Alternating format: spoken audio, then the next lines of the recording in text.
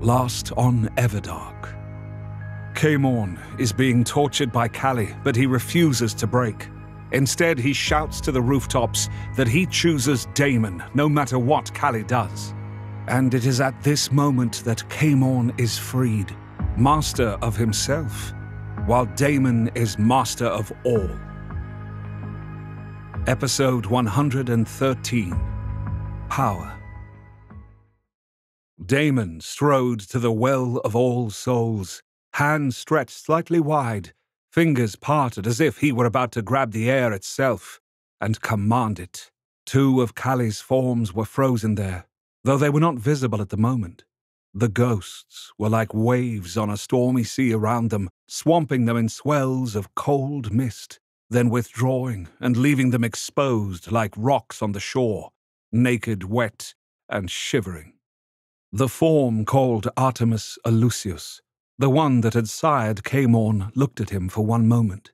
There were so many emotions in those silver eyes, from joy to grief, from love to hate, from arrogance to terror. The female form, called Moira, stared straight ahead, her jaw muscles clenched and her throat working convulsively. It was like seeing two parts of Callie's mind at once. Their thoughts were unsurprising. "You think that you have stopped me?" Callie asked. "Surely the incident in the museum has taught you that I am not your only foe." "You mean the children that you have poisoned?" Daemon shook his head wearily. "I mean those who know your power and understand that you must be stopped now." "You know you cannot stop me, nor can they," Daemon interrupted, still weary. "You know I am inevitable. But what you bring to your rule, what lessons you've learned are not," Callie said. And Artemis's chin quivered up a millimeter, but no more. Balthazar had him completely in his power. "You think you are the one to teach me?" Daemon shook his head again. "I established order in the vampires. I ensured that the immortals did not rise again to make cannon fodder of them and destroy our food source and our progeny. You think that nothing?" Arrogance brimmed in those words and in Artemis's eyes.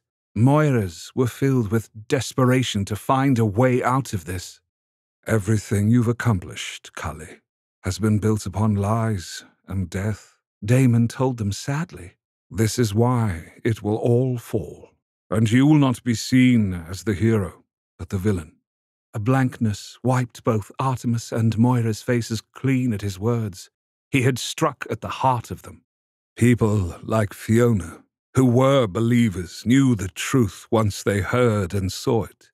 Your lies peeled her away from the order, and her faith was damaged irrevocably, Daemon told them.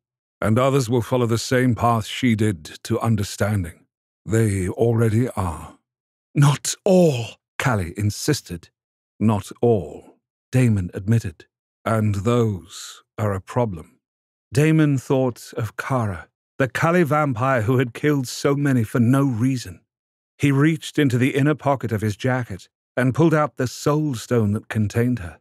Artemis saw it and knew she was in there, but there was no pity in those silver eyes, no regret, no loss, no guilt. Of course there wasn't. There would never be. That was not who Callie was. And that meant that they would go through no end of people like Kara to teach him lessons. "Do you think I should mourn her?" Callie asked. "She gave her life and her soul in service to an idea she fully believes in. She is a hero. Or would you call her a villain too?" "I would call her delusional. She was betrayed by you," Daemon explained, as he rubbed his right thumb over the gem's smooth, warm surface. He caught sight of a silvery light inside of the gem. Kara's soul. "She thought you offered her truth and a greater purpose, but she never knew the truth, and her only purpose was to serve your ego." "People don't care about the truth, not really. They feel things and want to believe in those feelings," Callie answered. "I gave her what she needed." "Yes," Daemon thought sadly. "You did. and now you must be made to give her another feeling. You think you can convince me I'm wrong? Come now, Daemon. Surely you realize that by leaving the world to mourn a fledgling that was to be yours in time, that you betrayed us all, Callie pointed out.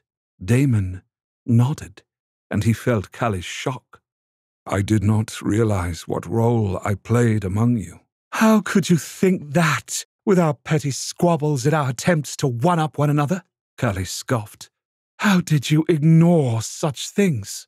Daemon's mind went back to the many times he had intervened, played the mediator, and sometimes the first among equals to end bickering that had turned too bitter. I was overcome by my own grief, Daemon stated. I was not perfect. I am not perfect now. But you are king. Callie's voice was mocking. You are inevitable. Such a being can never be wrong, for the cost to all of us is too high. Daemon considered this.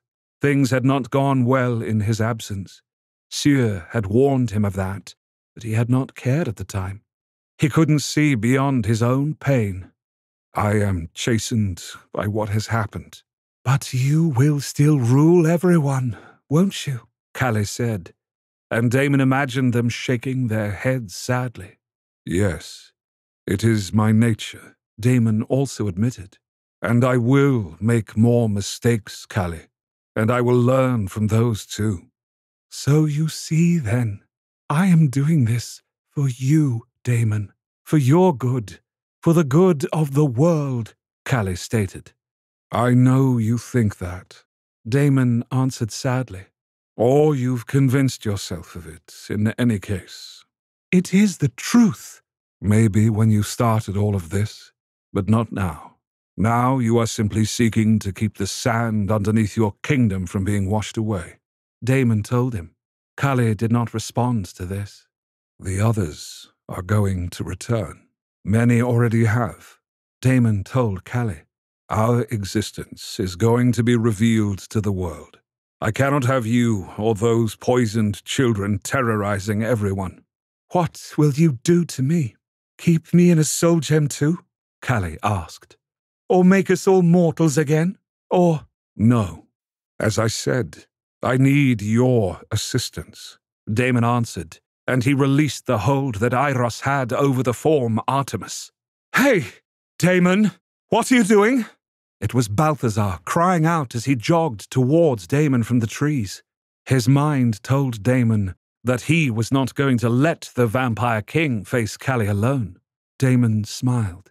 Balthazar's bravery, as well as his desire for revenge, was greater than his sense at this point. But it did not matter. He had not ordered them to remain behind. The others came after Balthazar. Fiona's forehead furrowed. Christian was frowning. Caemorn was preparing for battle. Artemis stretched and cracked his neck from side to side. He was not attempting to flee. Not yet. Of course, he wouldn't be allowed to leave. What's the plan? Balthazar asked. There was an eager light in his eyes. To trap Callie in the place in between. To torture him as he had tortured Balthazar. Daemon reached over and cupped Balthazar's cheek. I am sorry I was not here to stop that. Balthazar's eyes grew dark, but then he shook himself. No, I'm glad you weren't. I needed to know my own power and to realize... Did you know? About Roan? Daemon slowly nodded. It was the only explanation for why Christian was a speaker to the dead. I think you might find that you have more gifts from... I don't want them! Balthazar flared, then looked down guiltily. I'm happy with my own gifts. Yes, of course, Daemon said. I'm sorry. I shouldn't have shouted at you, Balthazar said, looking apologetic. It's just... Daemon patted his cheek. I understand. No apology needed. Christian had been watching this interaction. His frown had deepened. He was worried about Balthazar's state of mind, and he did not quite understand what Roan and Callie had in common. Not quite yet.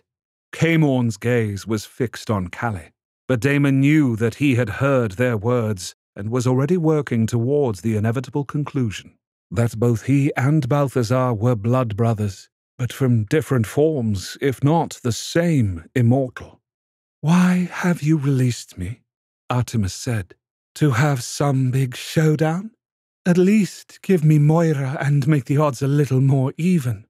"You said the Well of Souls was your place," Caemorn stated. "Do you need additional help?" Artemis's eyes narrowed. Then he laughed. "By the gods, Caemorn, look at you, a proud dog at his new master's heels." "Better than a beaten dog," Caemorn remarked simply. Caemorn's lack of hurt from his words had Artemis stymied for a moment, but he shook himself and gave an evil smile. "You killed Julian's parents. You can never undo that," Artemis said. "You can never truly join Daemon's family." Caemorn's eyes slid to Daemon. There was that promise again. If he had the soul gems, he could bring them back. Daemon knew he meant it. "Whatever the cost." "Where are you keeping the soul gems containing the harrows?" Fiona asked. "As if I would tell you." Artemis scoffed and tossed back his angelic blonde head. "You should use it as a bargaining chip." Fiona answered just as coolly, her arms crossing over her body. "You're not getting out of here." "Why have you released me then?" Artemis repeated to Daemon.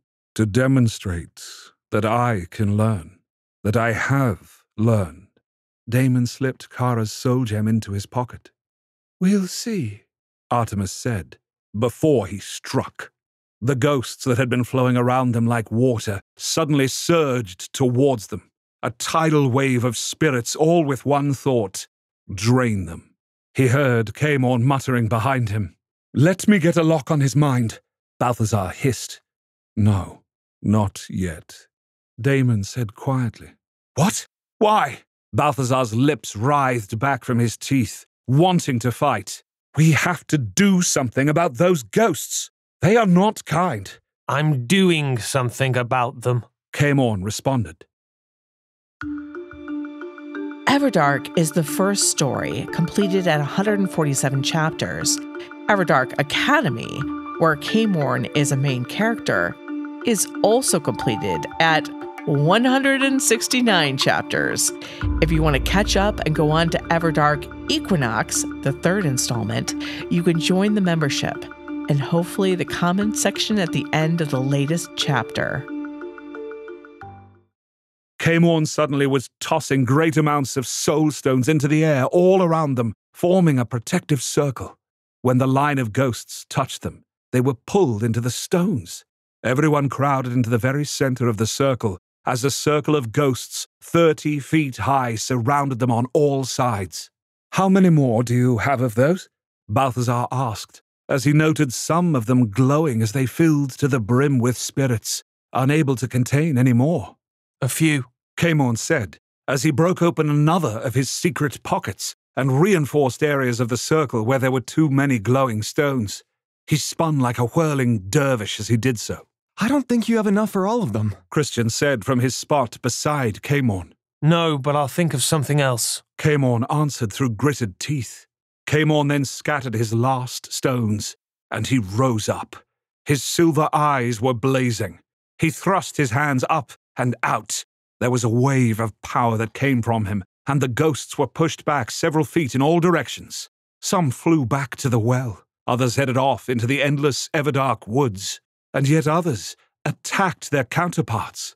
He was picking off dozens from Kali's control, but there were thousands, tens of thousands. "Very good, Caemorn," Artemis laughed. "But not good enough." The souls suddenly slammed back around them once more. Caemorn had his hands outstretched to his sides. Sweat clotted his brow and trailed down his cheeks, only to drip from his jaw. His lips writhed back from his teeth as he used the energy of the trapped spirits to hold the rest back.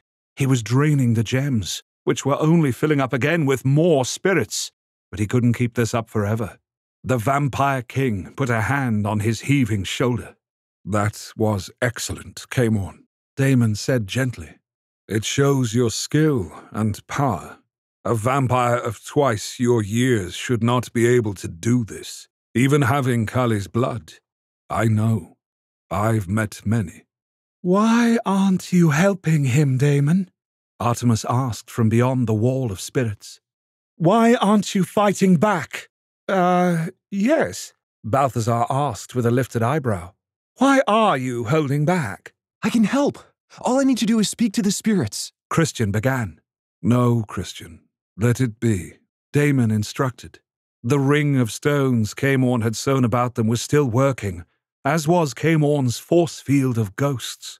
But it would fail soon if something wasn't done. Let me get everyone out of here, Daemon. Fiona begged, her hands balled into fists. That is a good idea, but it would only change this battle to a different time, Wyvern. Daemon explained. Yes, I know, but Caemorn can't defeat Kali. Not now. Not yet. She pointed out. And you're still weak. And you're still weak. But for you, I mean. You are right, but it does not matter. Daemon told her, which had more frowns appearing on people's lips. He wants to show us what he's learned. Christian said suddenly. He had been studying Daemon long and hard. He's not afraid. We shouldn't be. You didn't see all the dead at the museum, Artemis cooed. Shall I take their souls too, Daemon? Daemon's anger bristled before he shoved it down. You can try. I can't protect. Caemorn looked grey. I can't protect them and hold off the spirits. You don't have to. Daemon then squeezed Caemorn's shoulder, just as the Kali vampire's strength was fading fast. Let go. What? Caemorn clearly thought he was insane. It's okay, Caemorn. Christian said, as he seemed to realize that Daemon truly had a plan. You can do it. Let go. With a heaving cry, Caemorn did and collapsed to the ground. But the spirits did not overwhelm them. Daemon held them at bay. If he were to fight Kali toe-to-toe on this, he would eventually win. But at what cost? But there was no need to fight with spirits. You're holding them back effortlessly. Caemorn breathed. He had been helped to his feet by Balthazar. Caemorn had said, Thank you, under his breath. This had caused Balthazar to stare at him, and then quickly turn away, muttering, You're welcome. Blood brothers. This will be interesting. Not effortlessly, Daemon admitted. I am still not at full power. Not by a long shot. But this is all a conceit. Artemis has grabbed Moira and... He's headed into the damned forest. He thinks he can get away. I can stop them, Daemon. Balthazar's eyes were glowing hotly. Why won't you let me? Because there's no need. Daemon answered calmly. Balthazar's eyebrows were both up. You're hiding what you're planning, Daemon. Not fair, because things look pretty damn dire. My hands are frosting over again. Balthazar showed the fine ice crystals that were forming over his skin as the ghosts sucked all the warmth from them. This only seems insurmountable, because we think we can control all the ghosts. No one can fully beat Kali at their own game without great cost, Daemon explained to his friends. We must think differently. But if Kali is getting away, Christian said with a shrug. They are not. Trust me on this, Daemon said. We must remember that to defeat an enemy, do not use their methods of fighting. Use your own. Yes, like me crushing his little brain, Balthazar suggested. Exactly, but not quite yet, Daemon said. I will have you use your power shortly. Daemon closed his eyes and sought communion with the Ever Dark. The earth that seemed so barren in some eyes, bearing only the evil trees and poisonous foliage, was rich with life for him. Creatures, near and far, lifted their heads, their eyes going red, as were his eyes. They listened. The trees and plants turned their leaves towards him. They listened. The insects, squirming in the ground, paused in their ceaseless digging. They listened. The air and the earth seemed to hold attention as if listening too. Ah, Daemon, dear fellow, The circle is failing. Are you going to do something? Balthazar's voice was light with an almost funereal amusement. Yes. Now, he said. And the earth and air in the well answered his request. There was a grinding, crashing sound as the stone making up the brick moved inwards until there was but a dime-shaped opening left. The ghosts, fearing they would be cut off for all time from the renewal, broke free of Callie's control and fled into the well. He waited until every last one of them had left, leaving the area around the well free of souls for the first time in a long time. There was a terrible grinding sound. The light from the last ghost winked out. The last space was closed. And now there was only a heap of stones where the well of all souls had once been. The Ever Dark was silent for long moments, but then the chirr of night insects returned. The soft of unseen birds in the trees came back. The rumbly growls of predators snuffling through the underbrush filled the air. These were still soft sounds, but they were sounds that had not been heard near the Well of All Souls in an age. Daemon smiled and opened his eyes. Caemorn was open-mouthed, but there was dismay written large on his face. He had, after all, lost a place where he could come and easily fill his soul gems. Daemon used the power of Asher to lift up the soul gems and send them flowing into Caemorn's pockets. "Do not be so sad. You have these," Daemon said. "Besides, it should be hard to collect souls. It should not be like shooting fish in a barrel, Caemorn." Still, Caemorn's lower lip nearly trembled. Yes, but I was investigating how it worked. Now I will never know. "You won't?" Daemon lifted an eyebrow. And don't the souls need this place? Christian asked, scanning the woods for souls, but the spirits were no longer being funneled here. "They do?" Daemon lifted that eyebrow higher. Both Caemorn and Christian looked at him in bewilderment. Don't they? That was asked in unison. Daemon smiled. "Does it make any sense that something clearly—" He gestured to the stone well. "Constructed by someone would be needed to help in the process of life and death?" No, It was Fiona who answered. not at all, in fact. She bit her lower lip as her gaze grew distant. This is completely artificial. I can feel, yes, I can feel, but how is that possible? "You're keeping us in suspense. What do you feel?" Balthazar asked her, windmilling his arms. When I teleport, I've always felt that I was opening a gateway, sort of like the gates to the Ever Dark, and She stopped as she looked at Daemon. Her eyes widened. I made gates. He nodded. Daemon smiled. She spun back towards the well. Oh my, I helped make this. I did this for Callie. Speaking of them, shouldn't we be going after...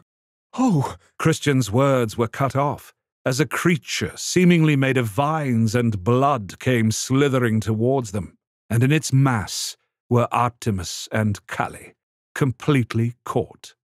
Daemon stepped over to the two of them. The others followed. Artemis's silver eyes were filled with only hate and fear now. Moira looked resigned. Callie knew that this was the end of the road for these two forms. Or so they thought. "So, no ghosts to use against us anymore?" Balthazar said, and kicked Artemis's shin. "You're useless without them," Balthazar, Fiona chided. "What?" he's incapacitated. We should not behave that way towards one who cannot defend himself. She said mildly. "You don't know all that Callie has done," Balthazar growled, but he didn't kick Artemis again. that trick with the well wasn't your only lesson learned, was it? Christian asked. Daemon shook his head as he got down on his haunches and stared down at Callie. "Hunting Callie down will not be the hard part." I can locate the bodies they are using. I was saying that before. Caemorn said. "Yes, and we will have you do that. But it is those that they have convinced of the rightness of their cause that are the problem. Daemon said as he thought of Kara. We must change their minds. He turned his head slightly towards Balthazar, who was frowning. You mean change their minds, right? Balthazar finally asked. Like me changing? Yes. It must be done in such a way that their minds accept it and do not break, Daemon said. Somewhat like you did to those Kali vampires before. But these are zealots. Zealots are really hard to convince. Balthazar rubbed his chin, though, and looked more like he was challenged rather than determined it wouldn't work. They are. Daemon stood up and gestured to Callie and Moira. That's why you're going to practice on Callie first. Change their mind, and I don't think you can fail with anyone else. Join us next time for episode 114. Come out and play. One of the things I love about having my own subscription site is the conversation between me and my members. This lets me know immediately what you think about the stories that I'm currently writing. For many authors, getting feedback on every single chapter would be stressful. But for me, it's not just fun, but it's my fuel. I got into writing to entertain other people, so your reactions are the wind beneath my wings. If you become one of my members, consider leaving a little comment on the latest chapter. I often respond.